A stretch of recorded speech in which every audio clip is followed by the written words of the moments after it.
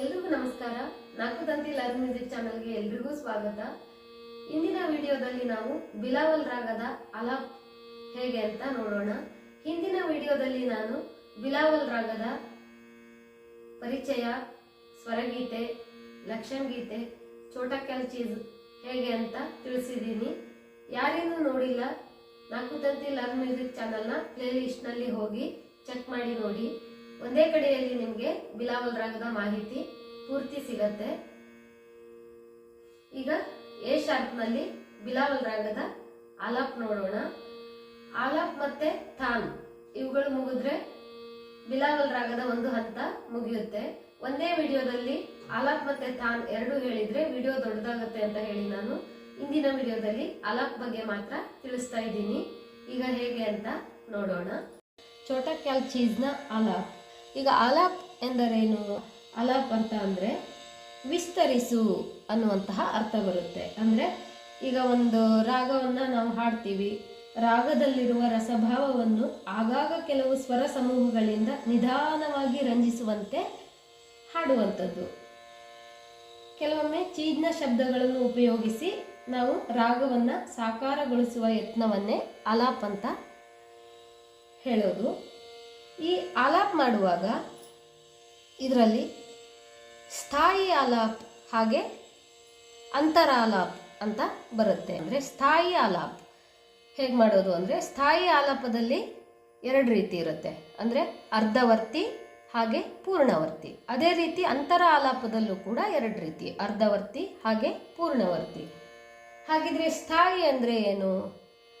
ಸ್ಥಾಯಿ ಅಂದರೆ ಹಿಂದೂಸ್ತಾನಿ ಸಂಗೀತದ ಪದ್ಧತಿಯ ಪ್ರಕಾರ ಧ್ರುಪದ್, ಖಯಾಲ್, ತುಮ್ರಿಯ ಪ್ರಾರಂಭಿಕ ಸ್ವರಗಳು. ಈಗ ಛೋಟಾ ಕ್ಯಾಲ್ ಚೀಜ್ನ ಮೊದಲನೇ ಸಾಲುಗಳೇನು ಇರುತ್ತಲ್ಲ, ಪ್ರಾರಂಭಿಕ ಲೈನ್ ಏನಿರುತ್ತಲ್ಲ, ಅದನ್ನು ನಾವು ಸ್ಥಾಯಿ ಅಂತ ಹೇಳ್ತೀವಿ. ಅದರಲ್ಲಿ ನಾವು ಅರ್ಧವರ್ತಿ ಆಲಾಪ್ ಮಾಡುವಾಗ ಹೇಗೆ ಅಂದರೆ, ಈಗ ಛೋಟಾ ಕ್ಯಾಲ್ ಚೀಜ್ನ ಲೈನ್ ಏನಿದೆ ಅಲ್ವಾ, ಬೇಗಿದರುಷದೋ ಕೃಷ್ಣ ಮುರಾರಿ ಅಂತ ಆ ಲೈನ್ ಬರುತ್ತೆ. ಅದನ್ನ ಪೂರ್ತಿಯಾಗಿ ಹಾಡಿದ್ರೆ ಮಾತ್ರ ಅದು ಪೂರ್ಣವರ್ತಿ ಆಗುತ್ತೆ. ಅರ್ಧವರ್ತಿ ಅಂದ್ರೆ ನಾವು ಅಲ್ಲಿ ಹೇಗೆ ಮಾಡ್ಬೇಕಂದ್ರೆ, ಬೇಗಿದರುಷದೋ ಅಷ್ಟನ್ನೇ ಹೇಳಿ ನಾವು ಆಲಾಪ್ ಮಾಡಬೇಕಾಗತ್ತೆ. ಅದೇ ರೀತಿ ಪೂರ್ಣವರ್ತಿ ಆಲಾಪ್ ಅದರಲ್ಲೇ ಅಂದ್ರೆ ಬೇಗಿದರುಷದೋ ಕೃಷ್ಣ ಮುರಾರಿ ತಗೊಂಡು ಮತ್ತೆ ಪೂರ್ತಿಯಾದ ಆಲಾಪ್ ಮಾಡಬೇಕಾಗತ್ತೆ. ಅದೇ ತರ ಅಂತರ. ಅಂತರ ಅಂತ ಅಂದ್ರೆ ಸ್ಥಾಯಿಯ ನಂತರ ಬರುವಂತಹ ಷಡ್ಜ, ಅಂದ್ರೆ ಅದರ ಮೇಲಿನ ಸ್ವರಗಳಲ್ಲಿ ಹಾಡಲ್ಪಡುವ ಚೀಜನ್ನು ನಾವು ಅಂತರ ಅಂತ ಹೇಳ್ತೀವಿ. ಈಗ ತಾರಸಪ್ತಕದ ಷಡ್ಜದ ಲೈನ್ಗಳ ಮೇಲೆ ಹಾಡ್ತೀವಲ್ವ ನಾವು, ಹೈ ಪಿಚ್ ಅಲ್ಲಿ ಹಾಡೋದನ್ನ ನಾವು ಅಂತರ ಅಂತ ಹೇಳ್ತೀವಿ.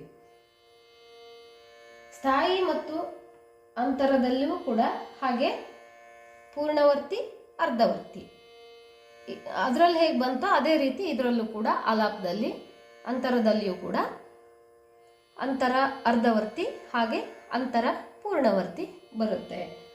ನಾವು ಸ್ವರದಲ್ಲಿ ಹೇಳೋ ಹಾಗಿಲ್ಲ, ಆಲಾಪನ ಮಾತ್ರ ಆಕಾರದಲ್ಲೇ ಮಾಡಬೇಕಾಗುತ್ತೆ. ಆದರೆ ಈಗ ನಾನು ಕಲಿಯೋದಕ್ಕೆ ಈಸಿ ಆಗಲಿ ಅಂತ ಹೇಳಿ ಸ್ವರದಲ್ಲಿಯೂ ಕೂಡ ತಿಳಿಸ್ತಾ ಹಾಗೆ ಆಕಾರದಲ್ಲೂ ಕೂಡ ತಿಳಿಸ್ತೀನಿ. ಈ ವಿಡಿಯೋವನ್ನು ಸ್ಕಿಪ್ ಮಾಡದೆ ನೀವು ಪೂರ್ತಿಯಾಗಿ ನೋಡಿ. ಕೊನೆಯಲ್ಲಿ ನಾನು ಬರೀ ಚೀಸ್ ಹೇಳ್ತಾ ಅದು ಆಕಾರವನ್ನು ಹೇಗೆ ಮಾಡೋದು ಅಂತ ಆಲಾಪನ್ನ ಆಕಾರದಲ್ಲಿ ಮಾತ್ರ ತಿಳಿಸ್ಕೊಡ್ತೀನಿ. ಛೋಟಾ ಕ್ಯಾಲ್ ಚೀಸ್ ಹಿಂದಿನ ವಿಡಿಯೋದಲ್ಲಿ ನಾನು ತಿಳಿಸಿದ್ದೀನಿ. ಅದನ್ನು ನೋಡ್ಕೊಂಡು ಬಂದರೆ ಮಾತ್ರ ನಿಮಗೆ ಈ ವಿಡಿಯೋ ಕಲೀಲಿಕ್ಕೆ ತುಂಬ ಅನುಕೂಲ ಆಗುತ್ತೆ. ಈಗ ಹೇಗೆ ಅಂತ ಶುರು ಮಾಡೋಣ. ಎ ಸ್ಕೇಲ್ನಲ್ಲಿಯೇ ತಿಳಿಸ್ತೀನಿ ನೋಡಿ. ಆರೋಹ ಮತ್ತೆ ಅವರೋಹ. ಆರೋಹ ಅಂದರೆ ಏರಿಕೆಯ ಕ್ರಮ, ಅಂದರೆ ಸಾರೆ ಗ ಮ ಪ ಧ ನಿ ಸ, ಇಲ್ಲಿಂದ ನಾವು ಹೇಳ್ತಾ ಹೋಗ್ತೀವಲ್ಲ, ಏರ್ಸ್ಕೊಂತ ಹೋಗ್ತೀವಲ್ವ, ಹಾಗಾಗಿ ಅದನ್ನು ಏರಿಕೆಯ ಕ್ರಮ ಅಂತ ಹೇಳ್ತೀವಿ ಆರೋಹ. ಅವರೋಹ ಅಂದರೆ ಇಳಿಕೆಯ ಕ್ರಮ, ಸಾ ನಿ ಧ ಪ ಮ ಗ ರೇ ಸ, ಈ ಥರ ಇಳಿಸ್ಕೊಂತ ಹೇಳ್ತೀವಲ್ವ, ಅದನ್ನು ಅವರೋಹ ಅಂತ ಹೇಳ್ತೀವಿ. ಈಗ ಆರೋಹ ಮತ್ತು ಅವರೋಹವನ್ನು ನೋಡಿ ಛೋಟಾ ಕ್ಯಾಲ್ ಚೀಸನ್ನು ಆಕಾರ ಅಥವಾ ಆಲಾಪ್ ಹೇಗೆ ಮಾಡೋದು ಅನ್ನೋದನ್ನು ನೋಡೋಣ. ಸ ರೇ ಗ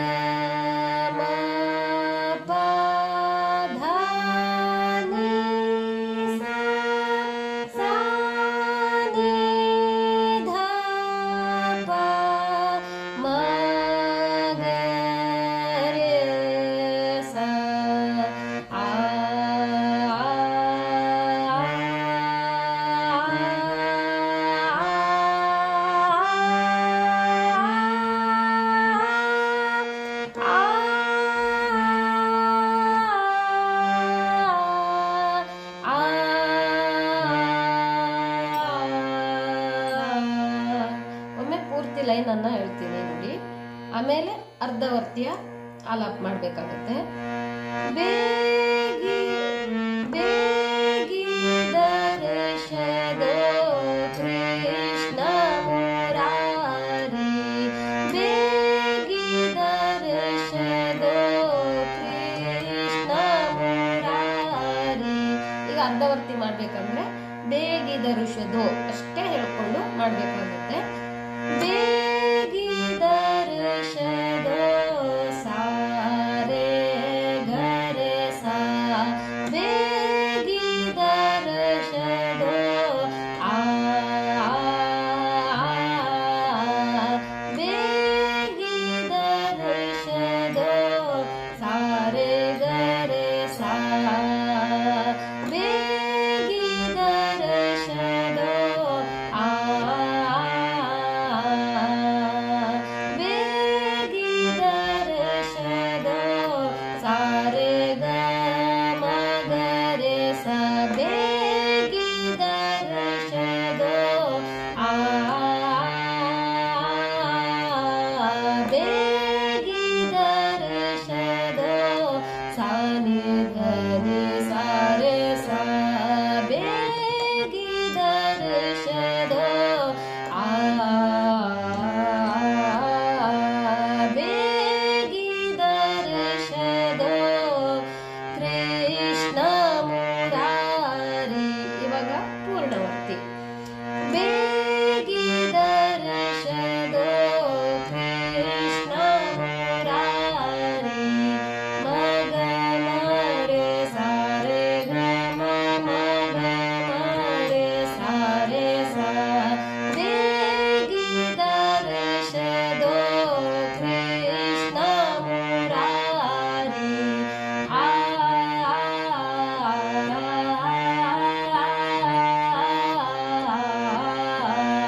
ಬೇಗಿ ದರ್ಶದೋ ಕೃಷ್ಣ ಮುರಾರಿ. ಮತ್ತೊಮ್ಮೆ ನೋಡಿ. ಮಗ ಮರೆ ಸಾರೆ ಗ ಮ ಮಗ ಮರೆ ಸಾರೆ ಸಾ, ಬೇಗಿ ದರ್ಶದೋ ಕೃಷ್ಣ ಮುರಾರಿ ಆ,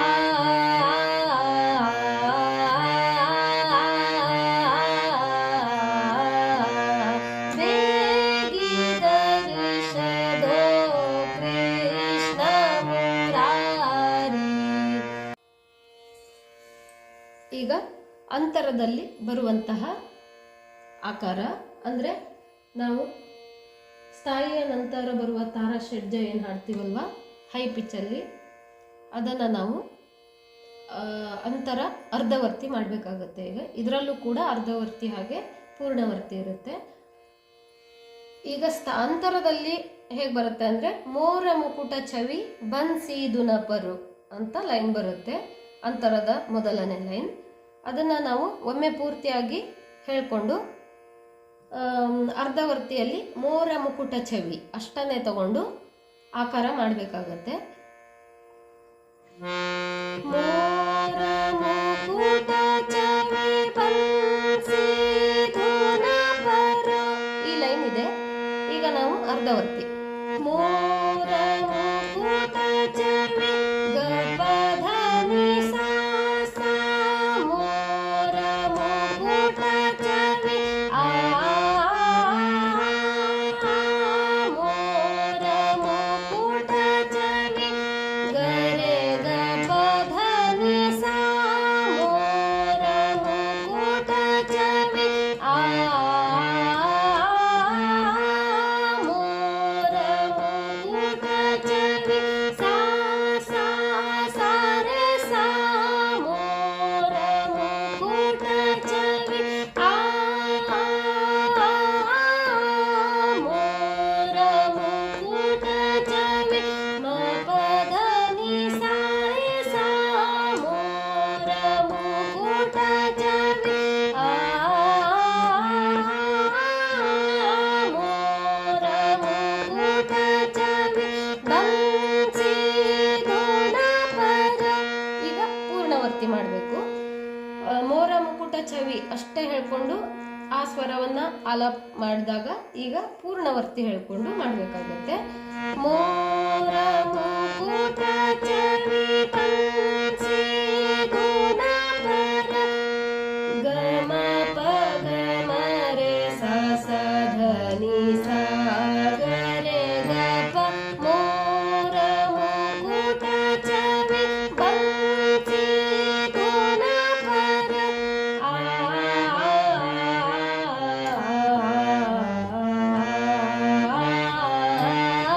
ಮೋರ ಮುಕುಟ ಚವಿ ಪಂಚಿ ಗುಣ ಪರ. ಇದಿಷ್ಟು ಪೂರ್ಣವರ್ತಿ ಆಗುತ್ತೆ. ಈಗ ಎಂಡ್ ಮಾಡುವಾಗ ಈ ಚೋಟಕ್ಯಾಲ್ ಚೀಸ್ನ ಆ ಎರಡನೇ ಲೈನು ಕೂಡ ಹೇಳಿ ನಾವು ಮೊದಲನೇ ಲೈನಿಗೆ ಬಂದು ಅದನ್ನ ಪೂರ್ತಿಯಾಗಿ ಒಂದ್ಸಾರಿ ಹಾಡಿ ಹಾಗೆ 3 ಬಾರಿ ಅದನ್ನ ಹಾಡಿ ನಿಲ್ಲಿಸ್ಬೇಕಾಗುತ್ತೆ. ಅದು ಹೇಗೆ ಅಂತ ನೋಡೋಣ. ಮೋರ ಮುಕುಟ ಚವಿ ಪಂಚಿ ಗುಣ ಪರ ಮೋರ ಮುಕುಟ ಚವಿ ಪಂಚಿ ಗುಣ ಪರ ಮೋಹಿತ ಬ್ರಜ ಕೆ ಶುಭ ನರ ನಾರಿ ಮೋರ ಮುಕುಟ ಚವಿ ಪಂಚಿ ಗುಣ ಪರ ಮೋಹಿತ ಬ್ರಜ ಕೆ ಶುಭ ನರ ನಾರಿ ಬೇಗಿ ದರ್ಶ ದೋ ಕೃಷ್ಣ ಮುರಾರಿ ಬೇಗಿ ದರ್ಶ ದೋ ಕೃಷ್ಣ ಮುರಾರಿ ಬೇಗಿ ದರ್ಶ ದೋ ಬೇಗಿ ದರ್ಶ ದೋ ಬೇಗಿ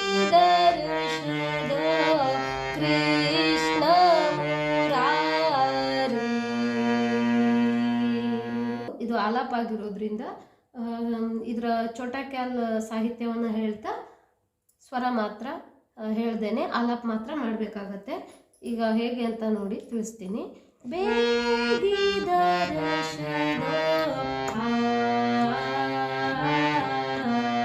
ಬೇಗಿ ದರ್ಶನ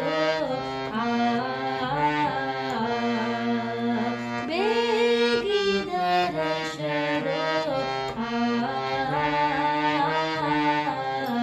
ಬೇಗಿ ದರ್ಶನ ಬೇಗಿ ದರ್ಶನ ಕೃಷ್ಣ ಮುರಾರಿ. ಇದು ಪೂರ್ಣವರ್ತಿ. ಈಗ ಬೇಗಿ ದರ್ಶನ ಕೃಷ್ಣ ಮುರಾರಿ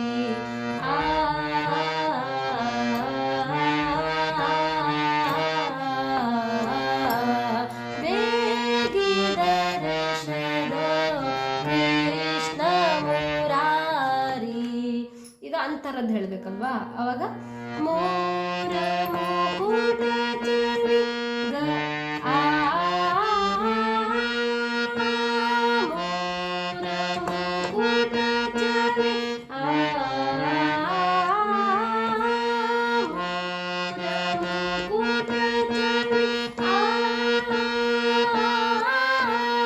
ಮೋರ ಮುಕುಟ ಚವಿ ಆ ಮೋರ ಮುಕುಟ ಚವಿ ಪಂಚಿ ಗುಣ ಪರ. ಇದು ಪೂರ್ಣವರ್ತಿ. ಮೋರ ಮುಕುಟ ಚವಿ ಪಂಚಿ ಗುಣ ಪರ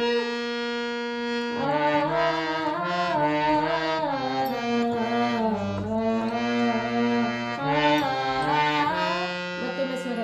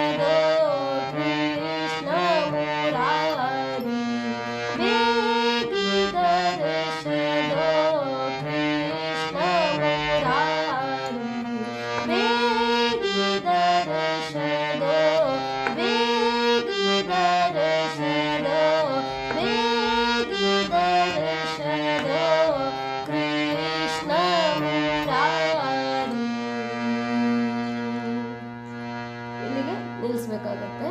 ಮುಂದಿನ ವಿಡಿಯೋದಲ್ಲಿ